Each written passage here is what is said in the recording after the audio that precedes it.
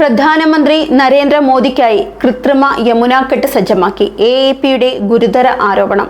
ഛഠ് പൂജ ആഘോഷത്തിനായി യമുന നദിക്കരയിലെത്തിയ പ്രധാനമന്ത്രി നരേന്ദ്രമോദിക്കായി ബിജെപി പ്രത്യേകമായി കൃത്രിമ യമുനാക്കെട്ട് നിർമ്മിച്ചതായാണ് ആം ആദ്മി പാർട്ടി ഉന്നയിച്ചിരിക്കുന്ന ആരോപണം. സാധാരണ ഭക്തർ മലിനജലത്തിൽ പൂജ നിർവഹിക്കുമ്പോൾ പ്രധാനമന്ത്രി മാത്രമാണ് ഫിൽട്ടർ ചെയ്ത വെള്ളം നിറച്ച കട്ടിൽ കുളിച്ചത് എന്നതാണ് എഎപിയുടെ വിമർശനം.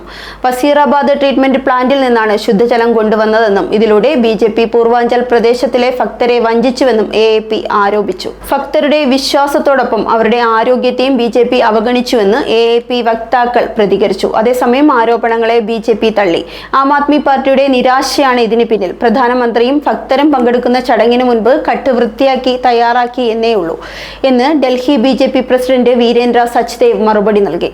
യമുന നദിയിലെ ജലം കുളിക്കാനും പൂജയ്ക്കുമായി ഉപയോഗിക്കാനും സുരക്ഷിതമല്ലെന്ന് ഡൽഹി മലിനീകരണ നിയന്ത്രണ സമിതി മുന്നറിയിപ്പ് നൽകിയിരുന്നു.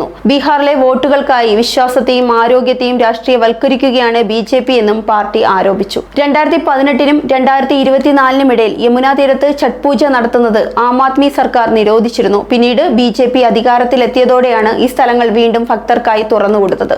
ബീഹാർ, ഉത്തർപ്രദേശ്, ജാർഖണ്ഡ് സംസ്ഥാനങ്ങളിലെ ജനങ്ങൾ പ്രധാനമായും ആചരിക്കുന്ന ഛഠ് പൂജ സൂര്യനാരായണനോടുള്ള ഭക്തിയുടെ ഉത്സവമാണ്. ജലാശയങ്ങളിൽ നിന്ന് സൂര്യനെ അർഘ്യം സമർപ്പിക്കുന്ന ചടങ്ങുകളോടെ ആഘോഷം തുടങ്ങും.